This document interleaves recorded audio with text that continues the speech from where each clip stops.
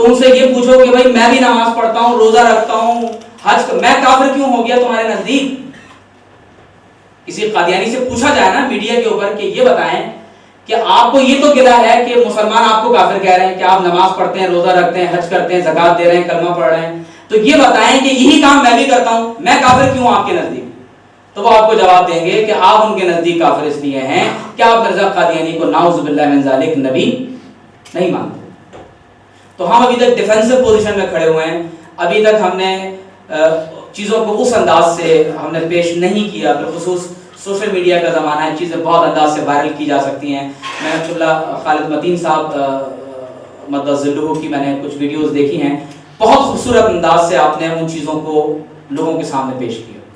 تو اسٹریٹجی کو میرا خیال ہے ہمیں ریویو کرنے کی ضرورت ہے اس پورے معاملے میں، کہ ہمیں آخر ان کے ساتھ کس طرح سے ہمیں ان کو انگیج کرنا ہے، انٹینگلمنٹ ہمیں کس طرح سے انہیں انٹینگل کرنا ہے، کس طرح سے انہیں انگیج کرنا ہے، اور جن جن فارمز کے اوپر وہ ہمیں ایڈریس کرنا ہے تو ہم کس طرح سے انہیں وہاں ان مقامات پر انگیج کر سکتے ہیں، تو یقینی طور پر آپ یعنی وہاں ان چیزوں سے بہت آپ نفع اٹھا سکتے ہیں۔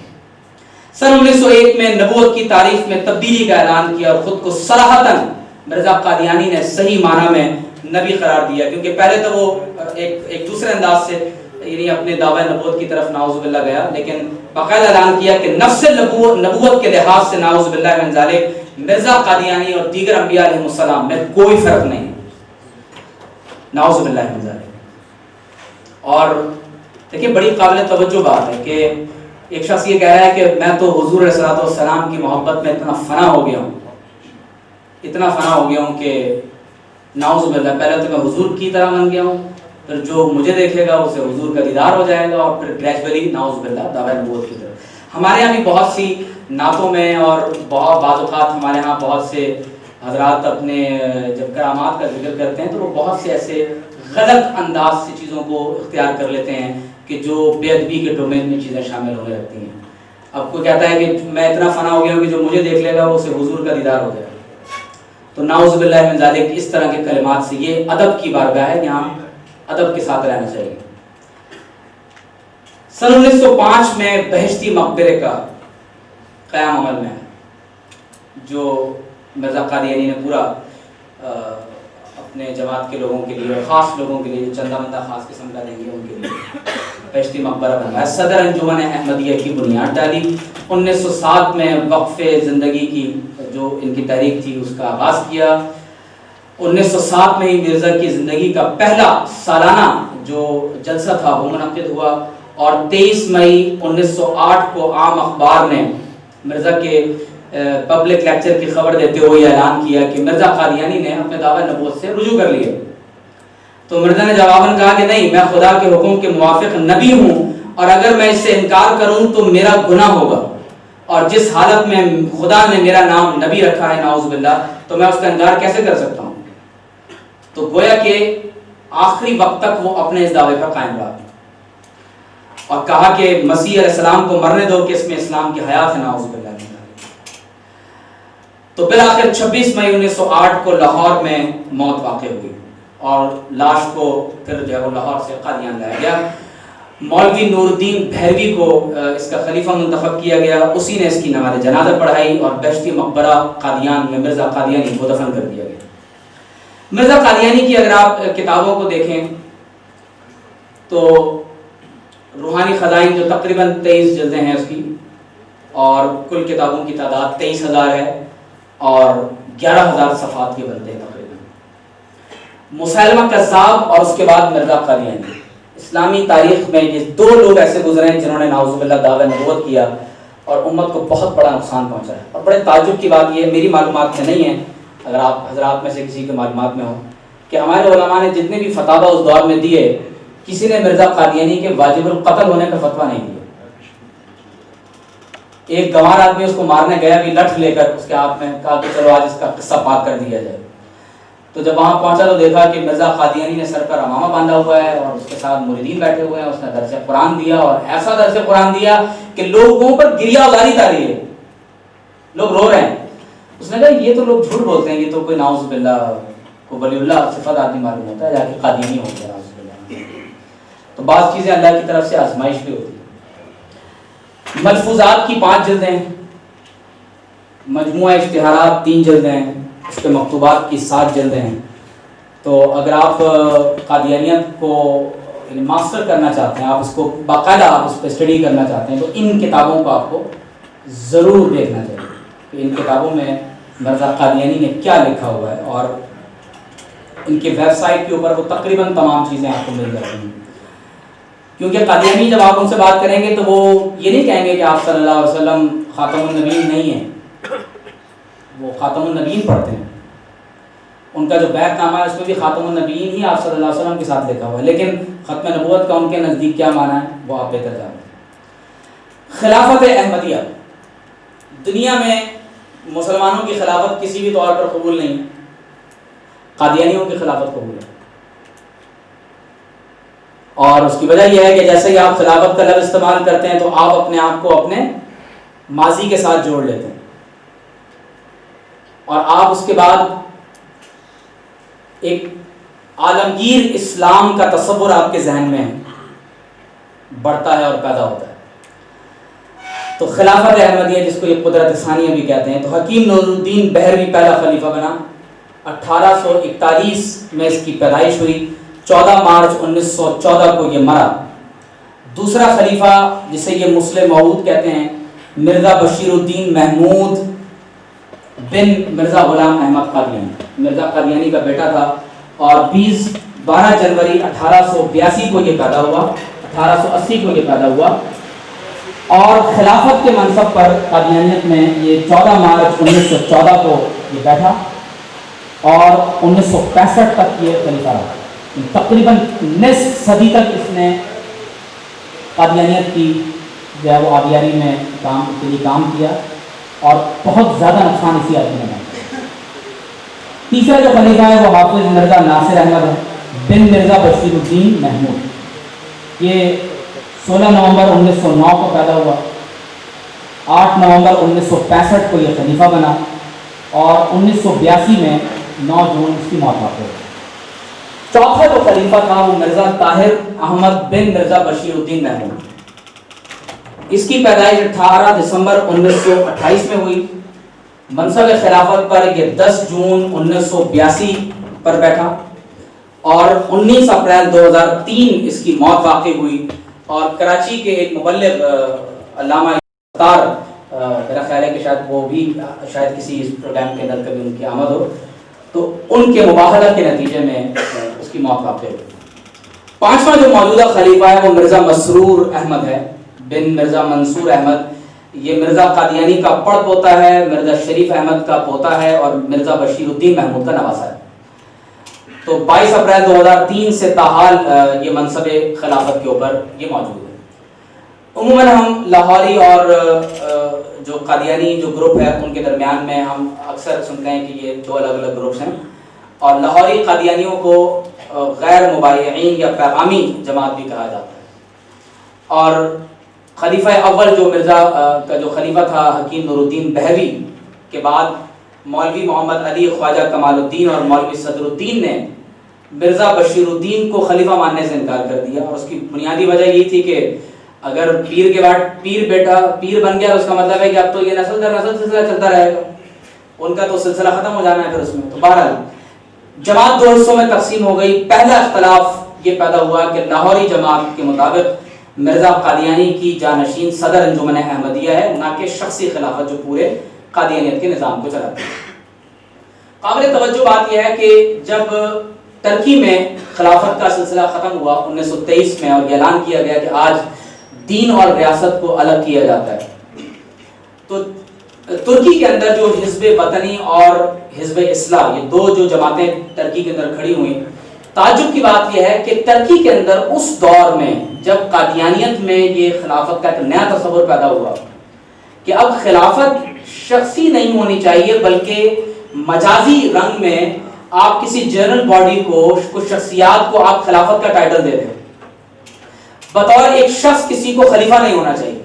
تعجب کی بات یہ ہے کہ سلطنت عثمانیہ کے لوگ جو تقریباً 500 برس تک عالم اسلام پر بحیثیت یعنی ایک خلیفہ اور خلفاء وہ اپنی خدمات سر انجام دیتے رہے، ان کے اندر یہ فکر کس نے پیدا کی کہ اب خلافت شخصی نہیں ہونی چاہیے بلکہ اسے آپ مجازی انداز سے آپ اسے ایک جنرل باڈی کے سپرد کر دیں اور وہ تمام تر خدمات کو سر انجام دیں. تو یہ تصور بنیادی طور پر قادیانیت کے اندر پیدا ہو چکا تھا. تو انہوں نے یہ دعویٰ کیا کہ صدر انجمن احمدیہ مجموعی طور پر اب خلافت کو کی نمائندہ ہوگی، وہ نظام کو چلائے گی، نہ کہ مرزا قادیانی کے بعد شخصی خلافت کو آگے جاری رکھا جائے. دوسرا اختلاف یہ رہا کہ لاہوری جو قادیانی ہیں وہ مرزا کو مجدد امام مہدی مسیح موعود تسلیم کرتے ہیں، منصب نبوت کو نہیں مانتے. یہ ایسے ہی ہے جیسے کوئی کہے کہ نعوذ باللہ من ذالک ابو لہب اور ابو جہل نبی تو نہیں ہے لیکن امام مہدی ہیں، نعوذ باللہ. تو یہ کوئی دونوں ہمارے نزدیک جو دار اسلام سے خارج ہیں. تیسرا ایک بنیادی اختلاف یہ ہے کہ لاہوری جماعت کے نزدیک مرزا پر ایمان لانا یا بیعت کرنا ضروری نہیں ہے کیونکہ وہ مرزا قادیانی کی نبوت کا انکار کرتے ہیں. لیکن تعجب کی بات یہ ہے کہ ویسے دونوں ایک ہیں ہمارے مقابلے میں.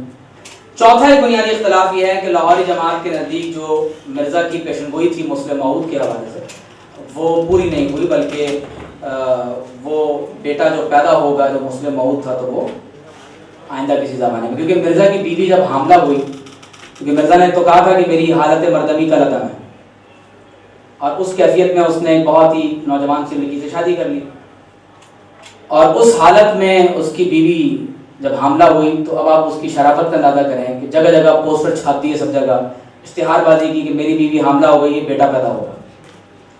یہ کوئی شریف آدمی کام کرے گا؟ جگہ جگہ اشتہارات چھاپ دی. اب معلوم یہ ہوا کہ بیٹے کے بجائے بیٹی پیدا ہو گئی، پھر دوبارہ وہ حاملہ ہو گئی، پھر اعلان کیا کہ اب جو بیٹا ہوگا نا یہ والا بیٹا یہ ہے وہ مسلم موعود، اور اس کے ناموں کی ایک فہرست جاری کی. تو پتہ چلا بیٹا پیدا ہوا لیکن مر گیا. تو بڑی مشکل سے وہ بہرحال وہ بیٹا پیدا ہوا. اس میں اختلاف ہے کہ یہ مسلم موعود وہی ہے مرزا بشیر الدین یا کوئی آنے والا ہے.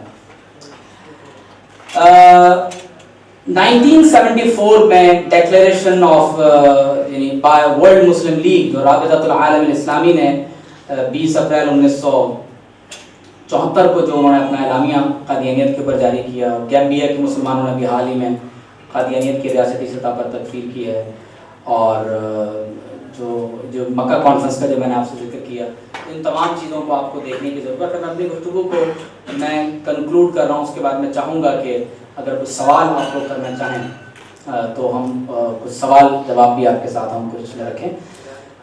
کنکلوڈ میں اپنی پوری گفتگو کو میں کر رہا ہوں کہ ختم نبوت کا عقیدہ ضروریات دین میں سے ہے. جس طرح سے اللہ تبارک و تعالیٰ کو ایک ماننا، تمام انبیاء علیہم السلام کی نبوت اور رسالت پر ایمان لانا، عقیدہ آخرت پر یقین رکھنا ضروریات دین میں سے ہے، بالکل اسی طرح سے محمد الرسول اللہ صلی اللہ تعالی علیہ وسلم کی نبوت اور آپ صلی اللہ علیہ وسلم کے عقیدہ ختم نبوت پر ایمان لانا بھی ضروریات دین میں سے. اس وقت کا سب سے بڑا فتنہ یہ ہے کہ محمد الرسول اللہ صلی اللہ علیہ وسلم کی نبوت اور رسالت کی عالمگیریت، آفاقیت، ابدیت، جامعیت، کاملیت، اکملیت اور خاتمیت کو مشکوک بنا دیا جائے. ختم نبوت کا نتیجہ یہ ہے کہ آپ صلی اللہ علیہ وسلم کے بعد اب کیونکہ کسی کو نبوت نہیں دی جائے گی تو لہذا اب جو نبوت ہے وہ وما ارسلناک الا رحمۃ للعالمین، اللہ رب العالمین، قرآن ذکر للعالمین، کعبہ ہدی للعالمین، اور محمد الرسول اللہ رحمۃ للعالمین صلی اللہ علیہ وسلم. لہذا اب جو سویلائزیشن ڈیولپ ہوگی، اب ختم نبوت سے جو تہذیب پروان چڑھے گی وہ عالمگیر ہوگی، وہ کسی زمان و مکان کی قید کے ساتھ مقید نہیں ہوگی. تو آپ صلی اللہ علیہ وسلم کی نبوت اور رسالت کا پیغام عالمگیر ہے. کہ جو کہا جا رہا ہے کہ یہ جو احکامات ہیں کہ صرف اس دور کے مشرکین عرب کے ساتھ تھے، یہ آپ غور کریں جزوی طور پر ختم نبوت کا انکار ہے. یہ جو احکامات ہیں یہ تو صرف اصل میں صرف اس دور کے جزیرے عرب کے لیے تھے. دیکھ رہے ہیں آپ صلی اللہ علیہ وسلم کی نبوت اور رسالت کی عالمگیریت اور آفاقیت کی نفی ہوتی ہے، جامعیت کی نفی. یہ جو سیکولرزم ہے یہ آپ صلی اللہ علیہ وسلم کی ختم نبوت کی نفی ہے. کیا ہے سیکولرزم؟ کہ آپ ایک تو دیسی لبرل سیکولرزم ہے کہ جو سمجھتے ہیں کہ شاید نماز پڑھ لی اور فلم دیکھ لی ساتھ میں، نماز پڑھ لی اور برگر کھا لیا، شارٹ پہن لیا، انگریزی بول لی، تو ہم ٹوپی اتار لی ہے تو اور ہم پینٹ شرٹ پہن لیں گے تو ہم شاید دین اور دنیا ساتھ ساتھ چلیں گے. یہ دین کے مقابلے میں دنیا کو لے آئے، یعنی دنیا کے مقابلے میں دین کو لے آئے، دنیا کے مقابلے میں آخرت کو نہیں ذکر کیا.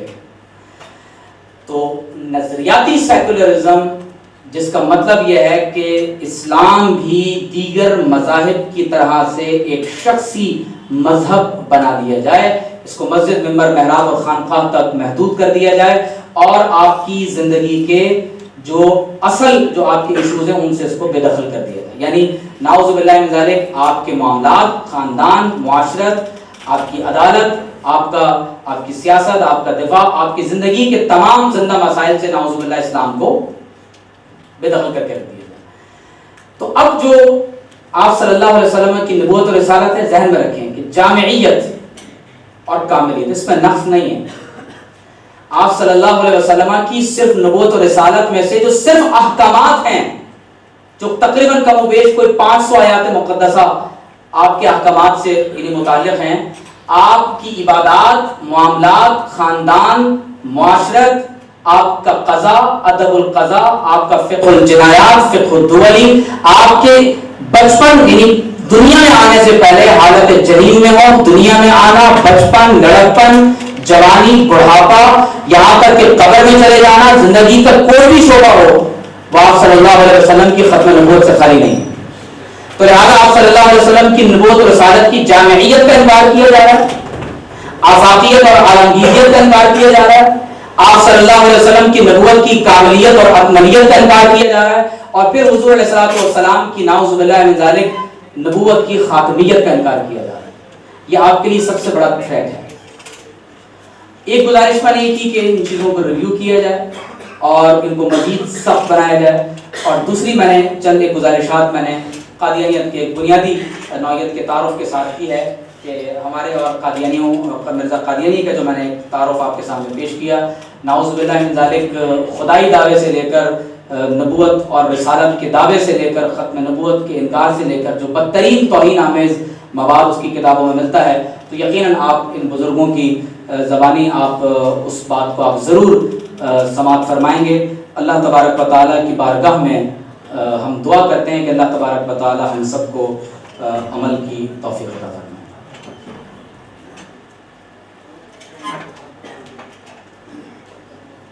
کوئی کوشچن اگر آپ کرنا چاہتے ہیں؟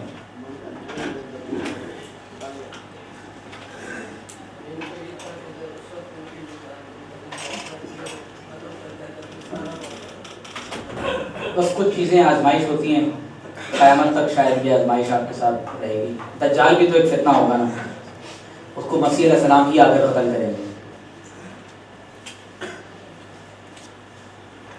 ڈاکٹر صاحب، آپ کی گفتگو سے جو نتیجہ نکل رہا ہے وہ تو یہ لگ رہا ہے کہ جو قادیانی ہیں، جس طرح کے ہمارے یہاں لوگ ان کو کہہ رہے ہیں کہ ٹھیک ہے قادیانی ان کے جو بڑے ہیں وہ تو شاید اپنے آپ کو اقلیت نہ کہیں، لیکن ان کا یہ فکر بھی پائی جاتی ہے، چند لوگ وہ یہ کہیں گے کہ ہم اپنے آپ کو اقلیت سمجھتے ہیں، پھر آپ کے ہاں جو ہے وہ جگہ پائیں گے. تو آپ کی گفتگو سے جو نتیجہ آپ نکال رہے ہیں وہ یہ ہے کہ قادیانی کہیں پہ بھی نظر آئے تو اس کے ساتھ وہ سلوک کیا جائے جو جناب قتل کر دیا. یہ ریاست کا کام ہے، آپ نہیں کہیں، یہ ریاست کا کام ہے، ریاستی سطح پر ہی کیا. ریاستی سطح پر اس کو کیسے کامیاب بنایا جا سکتا ہے، اس کا طریقہ کار کیا ہے؟ میرا خیال یہ کہ ایک مسلمان کی حیثیت سے ہمیں زیادہ توجہ دعوت و تبلیغ کے نقطہ نظر سے ہمیں آگے دے. بہت سے قادیانی ایسے ہیں، اکثریت ایسی ہے جن کو پتہ ہی نہیں ہے کہ مرزا قادیانی نے لکھا کیا ہے، جیسے ہمارے مسلمانوں کو پتہ نہیں ہے کہ قرآن میں کیا لکھا ہوا ہے. ٹھیک ہے نا؟ تو اگر آپ مرزا قادیانی کی کتابوں کے حوالہ جات، اس کی زندگی کے بارے میں اگر لوگوں کے سامنے، قادیانیوں کے سامنے بیان کیے جائے تو بہت سے قادیانی ایسے ہیں کہ جو انشاءاللہ تعالیٰ دائرہ اسلام میں داخل ہوں گے اور ہو رہے ہیں. تو میرا خیال یہ کہ بحیثیت ایک مسلمان ہمیں جو دعوت و تبلیغ کا جو اینگل ہے اس کی طرف ہمیں زیادہ توجہ دینی چاہیے. اگر میڈیا پر، جیسے یہاں پہ ہمارا سیشن ہے، آپ میڈیا پہ ہوتے ہیں، جیسے ہمارے علماء ہیں، میڈیا پر اسی چیز کو اگر رائج کر دیا جائے ایک پیمرا وہ ہے جو پاکستان میں کنٹرول کرتی ہے اور ایک پیمرا وہ ہے جو پاکستانی میڈیا کو باہر سے کنٹرول کرتی ہے. ٹھیک ہے. یہ اتنا آسان نہیں.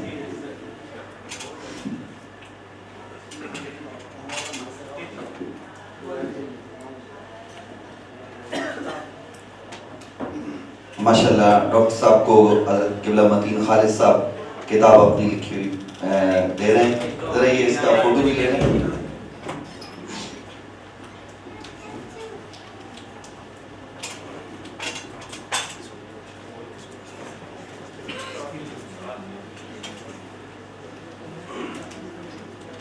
ماشاءاللہ